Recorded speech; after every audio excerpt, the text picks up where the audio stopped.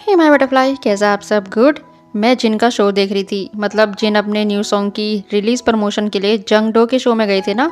वहाँ से पता चला कि जिन ने अपना new song I will be there खुद से लिखा है, वो भी सिर्फ अपने प्यारे फैंस के लिए, वो भी मिलिट्री में। जिन ने और भी कुछ मज़ेदार बातें की, पर फिलहाल जिनका न्यू सॉन्ग 25 अक्टूबर को रिलीज़ हुआ था, आई विल बी देयर, मैं वहाँ रहूँगा या हूँगा।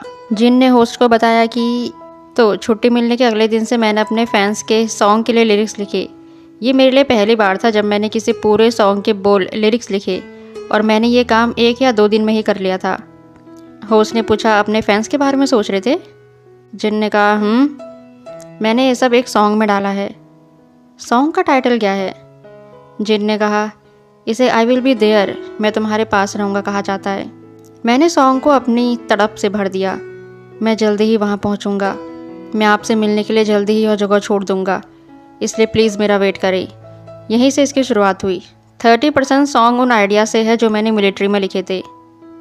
होस्ट ने पूछा, यह आपके और आपके फैंस के लिए बहुत कीमती एल्बम होना चाहिए। ये है। वाह, सॉन्ग के लिरिक्स बहुत प्यार से लिखे थे, तो उन्हें तो अच्छा होना ही था, पर म्यूज़िक भी काफ़ी अच्छा था। आपने सुना? ज़रूर सुना होगा। कमाल की बात यह है कि जिन ने अपने न्यू सॉन्ग की प्रमोशन भी नहीं करवाई, शायद इसलिए क्योंकि उन्हें यकीन था कि उनके रियल फैन, जिनके लिए जिन ने खुद ये सॉन्ग लिखा है, उनके इस सॉन्ग को ज़रूर देखेंगे। पर दुख की बात यह है कि इस सॉन्ग को उतना अच्छा रिजल्ट नहीं मिला जितना कि मिलना चाहिए था। खैर, जिन ने यहाँ इस शो में बहुत बातें की, जैसे उन्होंने बताया कि कैसे जब लोग उनके बारे में गलत नेगेटिव बातें बोलते हैं तो वो इससे कैसे डील करते हैं।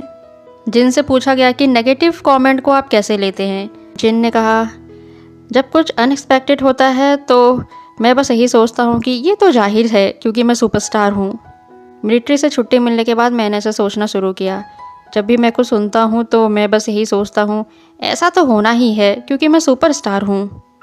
होस्ट ने पूछा, क्या कोई रीज़न है कि आपने ऐसा सोचना शुरू किया, या आपने खुद ही इसका कोई सॉल्यूशन ढूंढ लिया? जिन ने बोला, मैंने एक बार इसे ज़ोर से कहा और मुझे एहसास हुआ कि ये एक अच्छा रेजोल्यूशन था। इसलिए जब भी मैं कुछ नेगेटिव सुनता हूँ तो मैं कहता हूँ ये ठीक है क्योंकि मैं एक सुपरस्टार हूँ, और मैं ये सोचने लगता था कि ये सब कुछ नहीं है। नाइस एटीट्यूड, सही है। जो फेमस है या जिसके पास कुछ अच्छा होता है उसके बारे में ही लोग नेगेटिव बोलते हैं। Beautiful attitude. इससे याद आया जिन का कॉन्फिडेंस।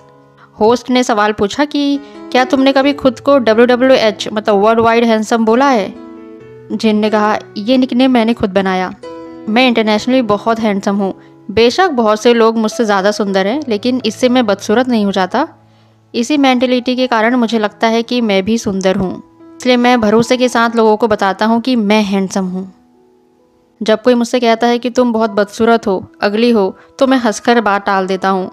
मैं बस यही सोचता हूँ कि ये बकवास है। मैं जानता हूँ कि जब लोग मुझे बदसूरत कहते हैं तो वे मजाक कर रहे होते हैं। वाह, जिनकी मेंटल हेल्थ बहुत अच्छी है, नहीं तो कई लोग खुद के बारे में बुरा सुनने पर बुरा मान जाते हैं। होस्ट ने सवाल किया कि मैंने सुना है कि जब आप डेब्यू के बाद आप अपने कॉलेज गए थे तो आपके प्रोफेसर ने पूछा था कि मैंने सुना है कि इस क्लास में एक आइडल है, और आपने कहा आप मुझे नहीं जानते हैं ना, मैं एक दिन फेमस हो जाऊंगा। जिन ने कहा, मैंने भी इस बारे में सुना है, लेकिन इसमें थोड़ी गलतफहमी है। मैंने ऐसा कभी नहीं कहा। सच में? चूँकि मैं एक सुपरस्टार हूँ, इसलिए लोग चीज़ों को बड़ा चढ़ाकर बताना पसंद करते हैं। करेक्ट। फैंस हमेशा चीज़ों को बड़ा चढ़ाकर बताते हैं। झूठी स्टोरी से तो पूरा सोशल मीडिया भरा पड़ा है। अपनी बातचीत के दौरान होस्ट ने पूछा, आप कमबैक करने वाले हैं, है ना? और ये आपका पहला सोलो एल्बम है जिसके कवर पर सिर्फ आप हैं। आपको ये कैसा लगता है? जिन ने कहा, एक टाइम था जब मुझे अपनी मिलिट्री सर्विस से छुट्टी के ठीक 1 दिन बाद परफॉर्म करना था, वो भी मेंबर के बिना। ये डरावना और नर्वस करने वाला दोनों था। ये पता लगाना बहुत मुश्किल था कि उन खामोश पलों को अकेले कैसे भरा जाए। वैसे जिन इस परफॉर्मेंस की बात कर रहे हैं जब मिलिट्री से वापस आने के नेक्स्ट डे ही ये परफॉर्म करना था, BTS एनिवर्सरी जो थी।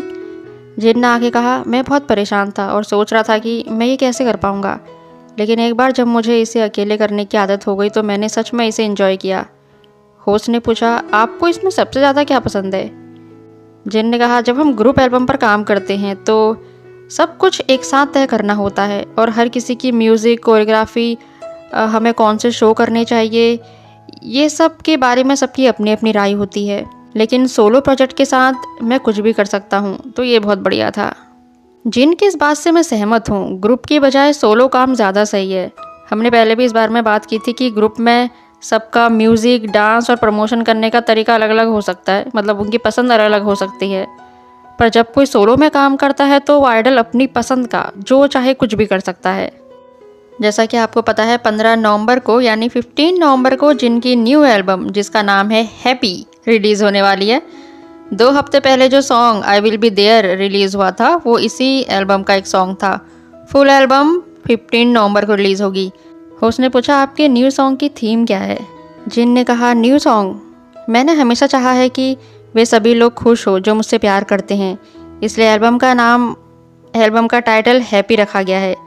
ये खुशियों से भरा एल्बम है।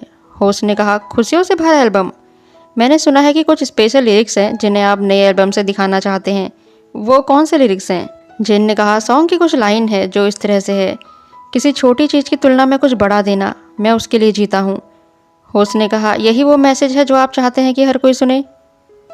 जिन ने कहा मैं चाहता था कि जब मेरे फैंस मुझे और दूसरों को देखे तो उन्हें छोटी छोटी खुशियों के बजाय बड़ी खुशी मिले। होस्ट ने कहा तो ये सब आपके फैंस के बारे में है। जिन ने कहा इसमें कोई मदद नहीं की जा सकती क्योंकि मेरे फैंस ने मुझे वो सब कुछ दिया है जो आज मेरे पास है। जहाँ तक मेरी ये जॉब है तो मुझे अपने फैंस के लिए जीना है, इससे समझौता नहीं किया जा सकता। वाह, मुझे अपने फैंस के लिए जीना है।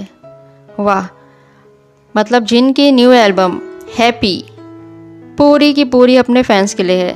तो देखना मत भूलना 15 नवंबर जिन की एल्बम हैप्पी, और आप भी हमेशा ऐसे ही हैप्पी रहिए। ओके देन, फिर मिलते हैं। Take care, see you again.